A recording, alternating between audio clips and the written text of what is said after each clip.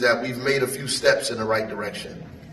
And I appreciate that, being the mayor of the city, but also being a resident of the city of Newark and the son of Amiri and Amina Baraka.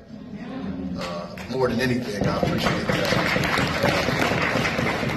Just want to make sure I hit the things you want me to hit.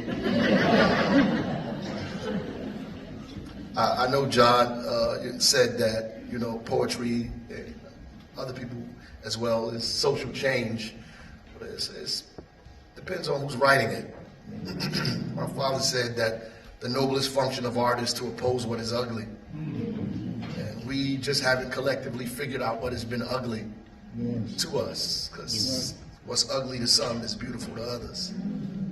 You know, oppression always looked good to the oppressor. And so it's important for us to at least agree on what ugly looks like.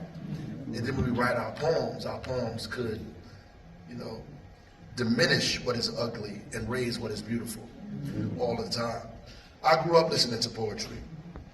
Linton Kwesi Johnson in my living room, Miguel Pinheiro, the last poets.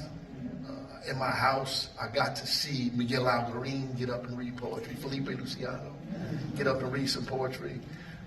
I've heard poets from different languages in different parts of the world, Irish poets, you know, Asian poets, poets from the Caribbean, from Africa, come in my house and read poetry. I heard Max Roach play the drums in my basement. You know, Nina Simone on the piano in my living room. You know, so I had an opportunity. So I don't have a right to be anybody else but who I am today. But I was listening to two kinds of poetry. The poetry they taught us to read in school.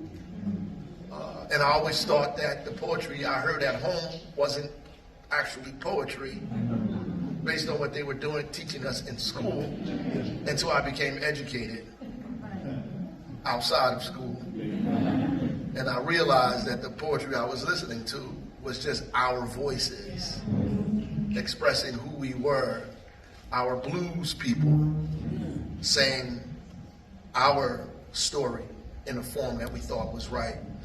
I want to introduce people that I grew up listening to for a long time, the last poets. Before I do that, I was instructed to read my father's poem. I'm going to read some of it because it's long, and I'll read the rest of it on Friday when I get on the stage. It is called Digging Max. It was written for his 75th birthday, and it's at 75 all the way live. You know, it's my father put that in parentheses before the poem. But the poem's title is Digging Max.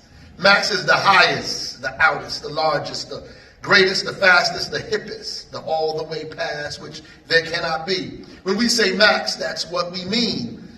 Hip, always clean. That's our word for artist, Jolly, Nzuri, Ngoma, senior Congero, leader, Mwalimu, scientist of sound, sonic designer, Trappist definer, composer, revolutionary, Democrat, birds black in June, engine, Brownie's other half, Abby's, Jaylee, Yacht Graf. Who bakes the Western industrial singing machine?